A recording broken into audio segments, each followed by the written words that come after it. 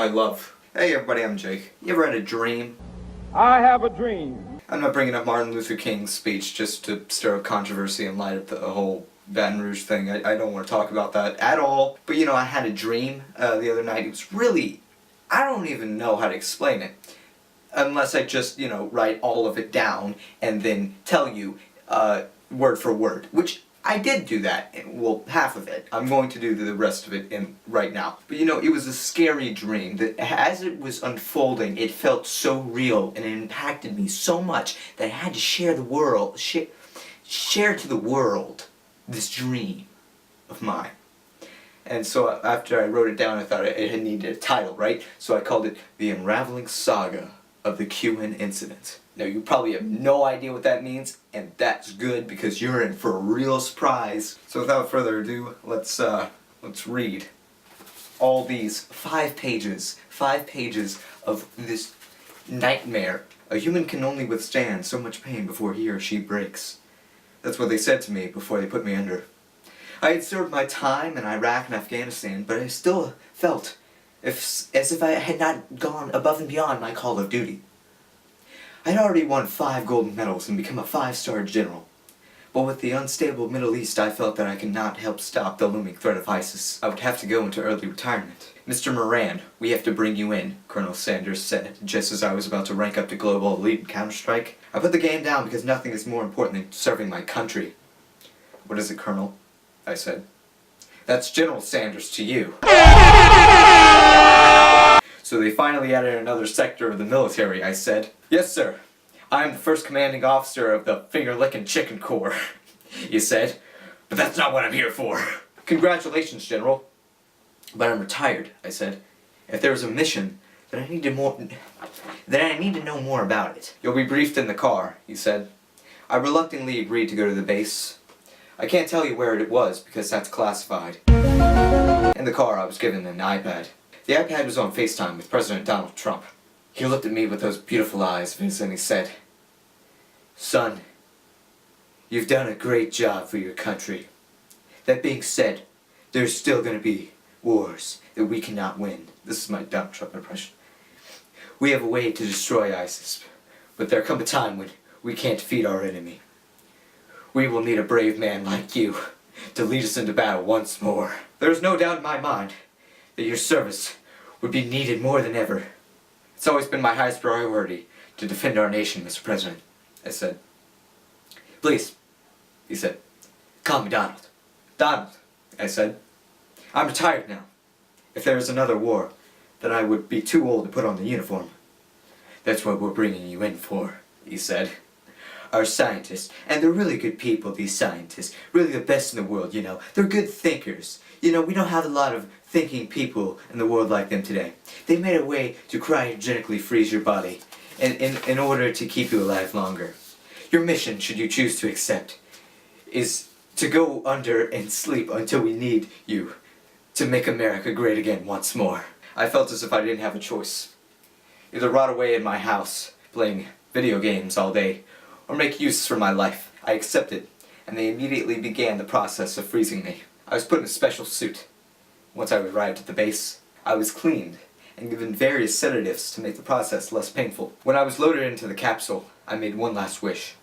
If I were to die, they were to clone me.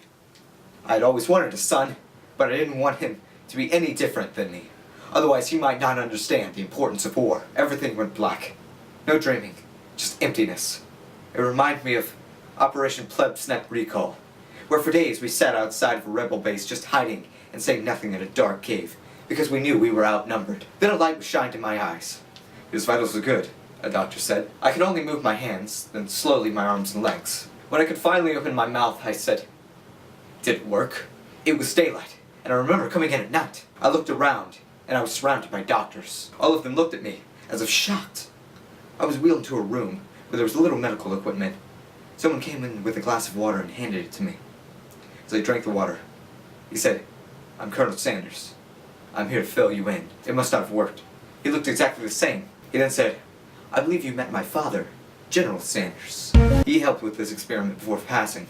Your mission was to remain under until there was another war. I'm pleased to say that we are at a time of peace. The maximum time you could have been frozen was 50 years. Before you started to decay, there have been no wars, and no global conflict in those years. We ended radical Islam, and now all Muslims are peaceful.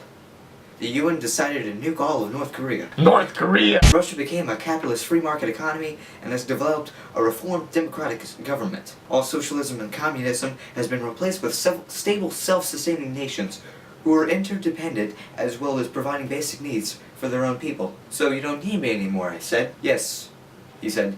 You're free to go and live your life however you want to. I was given a ride to my little old hometown, which was now a booming city, where businesses were everywhere. I didn't even recognize that anymore. My house was so long ago, but my things were kept in a vault. Government workers helped move my things into a new home, not far from where I once lived. It was a nice house. Everything was nice.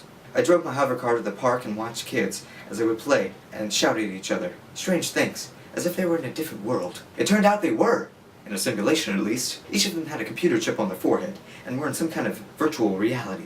The park was Mustafar from Star Wars Episode 3, but was later revisited in Episode 12. By the way, Episode 12, it's the future.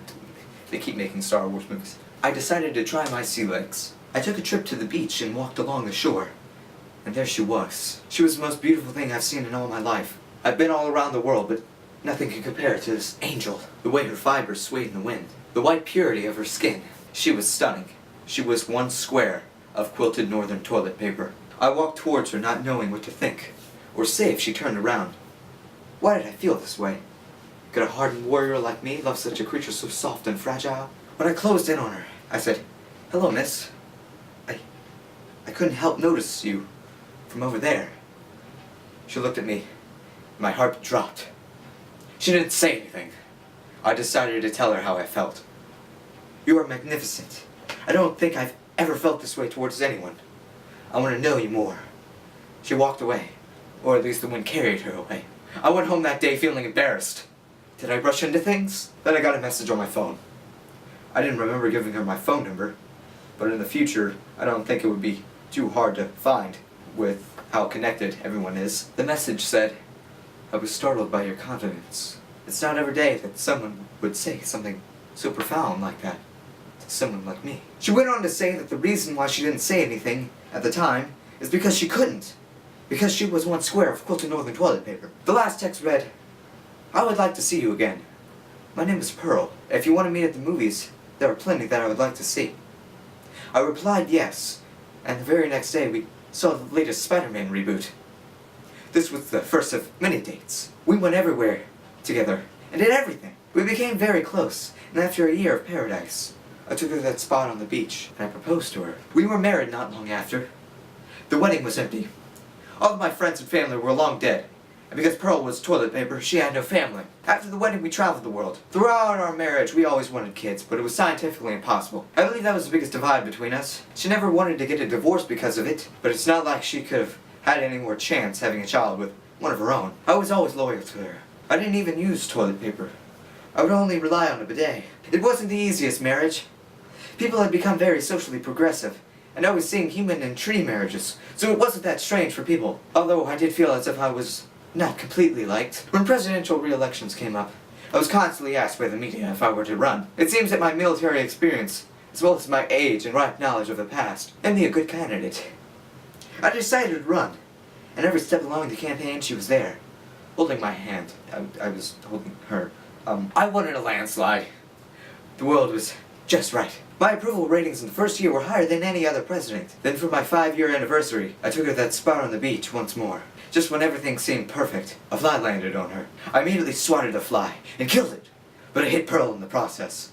She was hurt, bad enough to go to the hospital. When I got to the office, there was a TV that had the story all over the news. Some paparazzi took a photo of me slapping the fly on Pearl. All of the reports said that I had hit her out of anger. The anchor said that they had just received word that the attack was so bad that Pearl was in the hospital. When we left the doctors, there were crowds upon crowds of news broadcasters, protesters, and police. I was brought in for questioning immediately. After they asked me about the incident, I told them it was an accident. They kept me in a holding cell for a while. They told me that was just so I would be safe from the mob outside. Eventually I did go home. The White House was tripled with their security at that point. I can't blame them. Not too long after, There was a vote for my impeachment. The vote passed and I had to stand trial. I took the stand immediately. I wanted to tell the truth as quickly as possible, so that the world will know that I was innocent. The picture was shown many times, but I knew that it was taken out of context. Then it came time for Pearl to take the stand. I knew she would stay loyal, even with everything that had happened. They asked her questions that were completely irrelevant to the situation. But when it came time where she was asked if the man who hit her was in the room, she fell silent. She could not speak, for she was one square of quilted northern toilet paper. The jury voted on me being guilty, and I was removed from office. This is former President Jake Moran, signing off one last time before I nuke the world. I love my wife and I did nothing intentionally to hurt her. Goodbye. Thank you for watching.